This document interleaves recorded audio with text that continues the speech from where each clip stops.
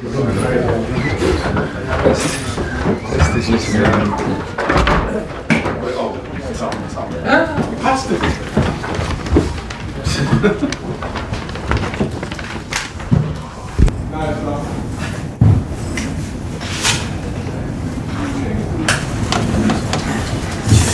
afternoon, everybody. Hello. We'll begin today with the TV as usual, and Jeremy from Sky Sports. How excited are you to be working with Aubameyang again? He was sensational for you at Dortmund. Can he be this good again? And what's the situation with his fractured jaw? Hopefully he can be that good again, but we know very well what we get with Oba, and he was very keen to come back to Premier League, and we're very happy that we could make it happen. He delivers normally everywhere where he played. He delivers goals, but more important, he delivers also speed and work rate against the ball. So it's a big package that he can bring to our group, and that's why we did it. At the moment, he cannot train. We first have to make sure that he gets a mask. We need to provide him a mask to protect his jaw. And then we can start to try with the mask from next week. Obviously, when he was at Arsenal, it didn't end well, and there were disciplinary problems there. Yeah. I think when you had him at Dortmund, you had some issues too with timekeeping. Yeah. It was the Champions League game at Lisbon where you called him out, and then once, scored 4 against Hamburg. So yeah. Have you got to manage him carefully again? That was the only incident, and it was not even about timekeeping. It was just about the rule that we set between the matches.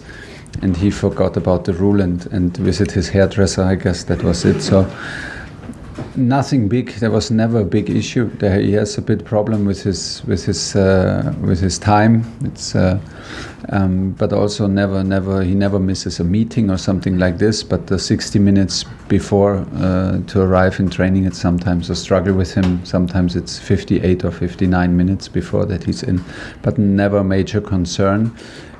He has a good heart. He's a top character. This is how I knew him, and I'm 100% sure that he will fit into our dressing room. He was while he was my player, he was always positive. He was in every single training. He never missed a training. He was never injured. Hopefully it will stay like this. He was always happy, in a good state of mind, and that influences a group in a very positive way. This is how I remember Oba. This is how I felt him when I met him here in London while he was playing for Arsenal when we met, and this is what we expect from him. So how happy are you with Chelsea's summer transfer spend? It was so big that you broke the Premier League summer record. Oh, really? Bowley spent wisely. Well, I think we can discuss endlessly if we overspend or it's too much money for the players, but the players that we got are very, very good players and very good personalities. So everything was needed, desperately needed, to rebuild the group and to inspire the group. And I think we did excellent signings. We can now, of course, it does not help if we talk about the price too much, because we'll always find people, and yeah, it's maybe hard to argue, say this is way too much money. Okay, but this is how the market was for us. Maybe we were not in perfect position to find always the right timing and the right price for what we did, but this was nobody's fault. It was given to the situation. But the players we got fit perfectly, and it's I'm very happy to work with this group now. How excited are you about Fofana? Very, because he is that kind of profile that we identified very, very early as replacement for Tony and for Andreas. And we are very happy that we stayed patient. Super happy that Todd and Bedard were like relentless on it and never gave up, and that we managed to fulfill this transfer, because Wesley is like I say, he's young, he's fast, he's very, very strong in set pieces, defending and attacking. And he was one of the very early targets to replace our guys that left the club. And just finally, can you talk about Zakaria? Is he going to be in the squad for this weekend, and what's the latest on? No, I think we need to work on my latest news and information and understanding is that we need to work on the work permit. So he will be not in the squad for Saturday. That is too too close for tomorrow, and we hope for Tuesday and then for Fulham.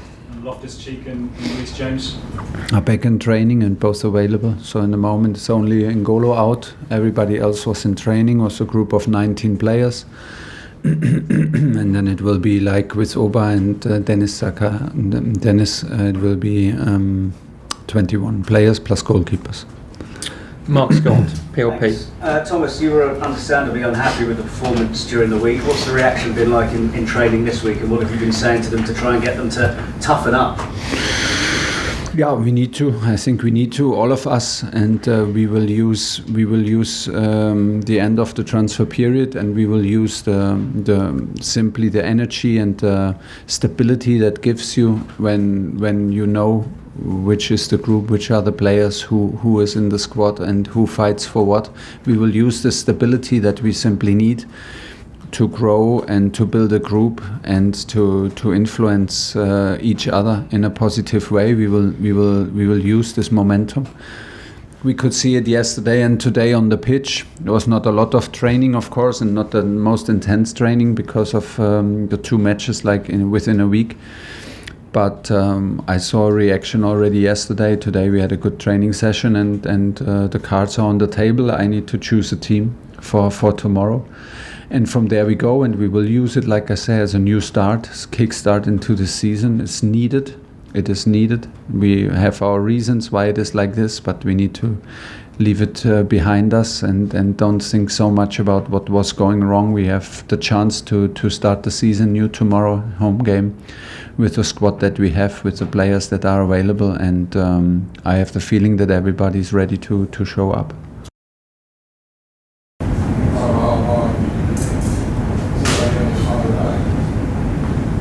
Bit of a slow start, but the first win, unlucky to not beat Spurs as well in the week. Yeah, it was a good match of football. I enjoyed watching it from both teams. West Ham was very strong. I mean, they are what they are. They are a very physical team. I have the feeling they are a strong group with a good team spirit. They're a strong group with the manager, together with the manager. They know what they are. They know what they have periods where they can create huge moments, huge momentums within minutes.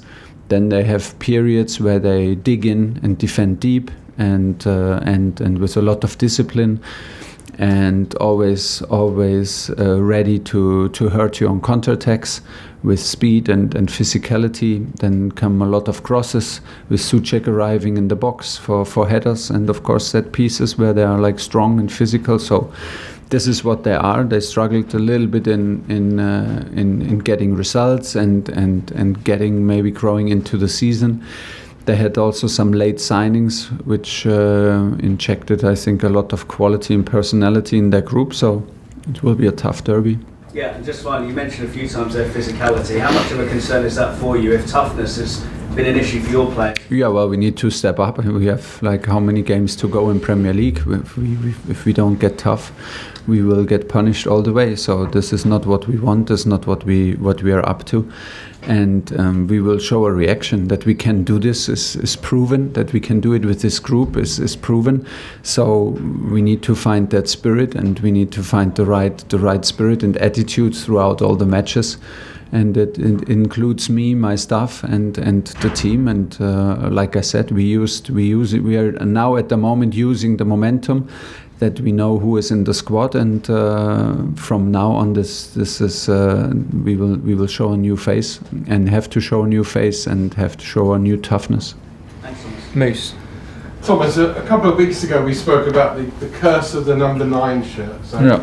Is Pierre-Emerick Aubameyang going to take the number 9 shirt? And is this the player, maybe apart from Drogba and Costa, to finally be a central striker that actually fires in enough goals for Chelsea to be considered a success? Well, we hope, and now it's on us to prove it, on me to find position and and to create enough support for him, and on him to finish our attacks and to be strong and to be on the pitch. I'm not sure if he took the number 9. I'm not aware of his number at the moment. If he did, I think he is not afraid of the past and what a number means. he is ready to write his own history, and if he is brave enough to take the 9, he takes the 9. We've spoken about his character already. Wesley Fofana, does it bother you at all that when he was at St Etienne and wanted to go to Leicester, he went on strike, he didn't want to play?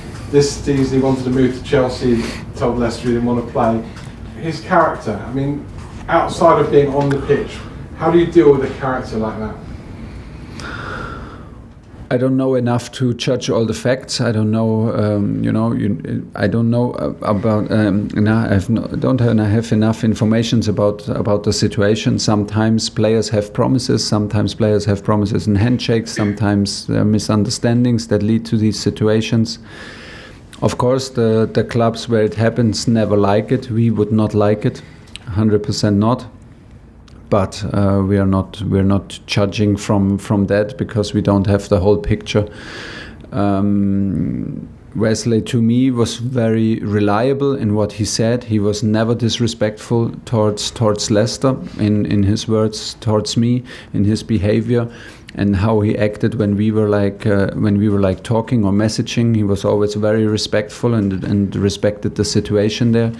He saw a chance for himself, and he saw opportunity to convince Leicester and to make a point at Leicester to come to us and see the benefit for his own person, and to convince the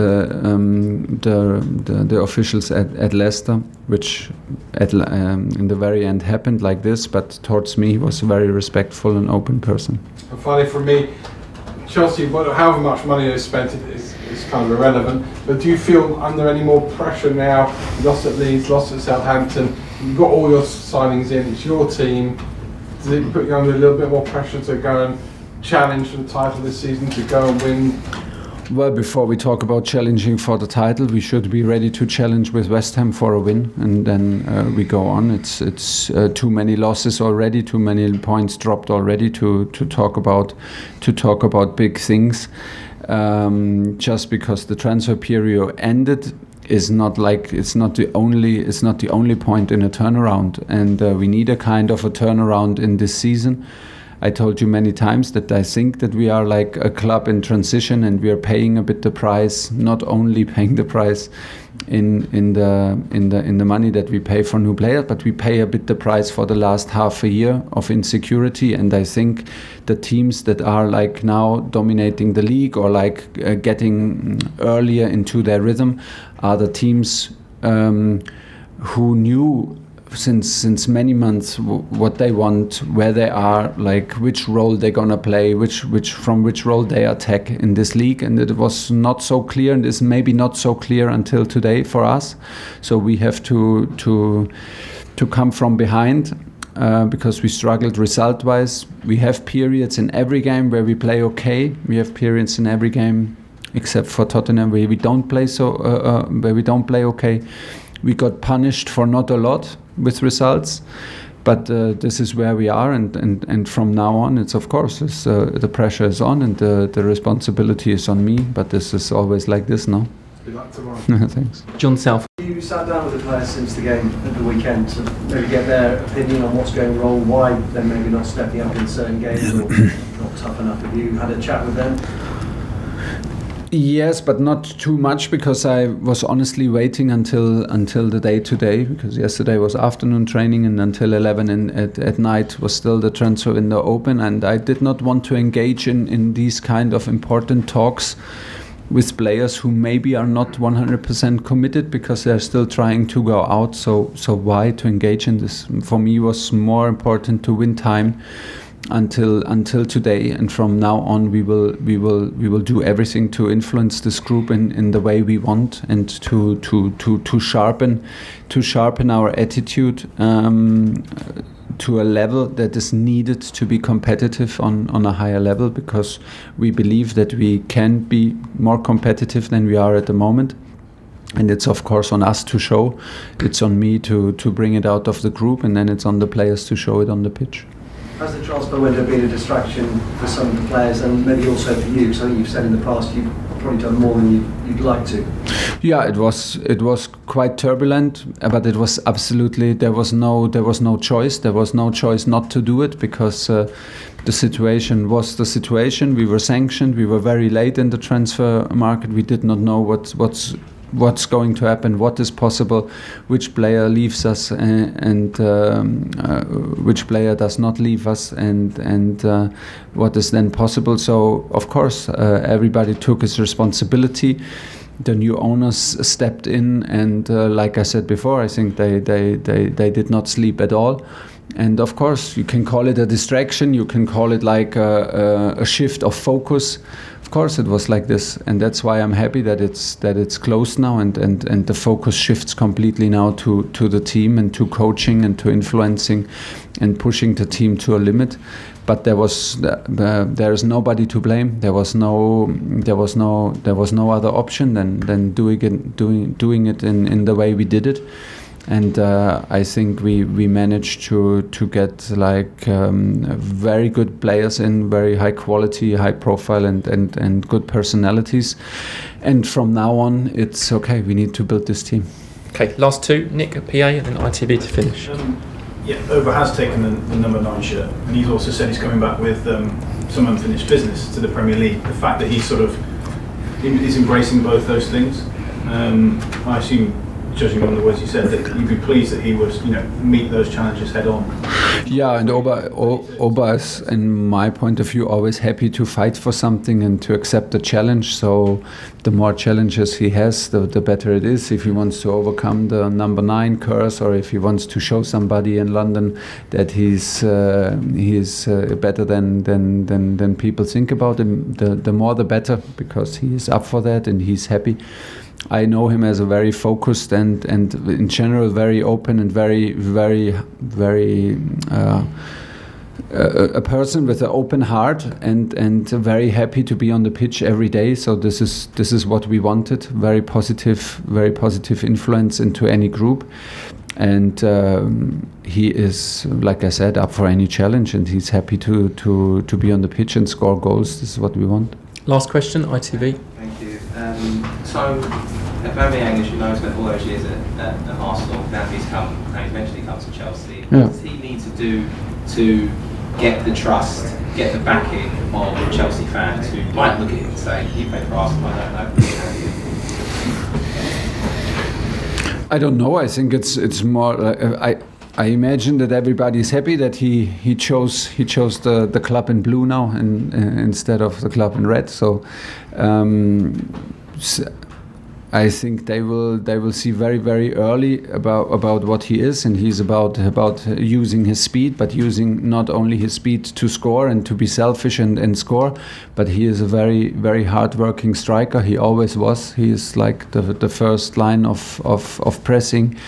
He is very strong in counter pressing, and he's ready to work. And that what made him special in Dortmund when he worked for me. That made him a captain of Arsenal, and he lifted some trophies there. So I think just to reduce him on his last half a year or last season where things became a bit difficult, I think it's I cannot judge it, but it's very rarely in these situations that it's a one person's problem, these things. So it is what it is. I'm not there to judge about anything because it is none of my business. I can just tell you how I met Oba and how Oba was for me and how I met him here in London as a person, and I'm convinced he did what he did in any club. He scored and he won titles, and he has the winning mentality, and he has the positivity to be a huge influence in the group. Okay, that's all we've got time for in the broadcast section. So cameras off, please. And now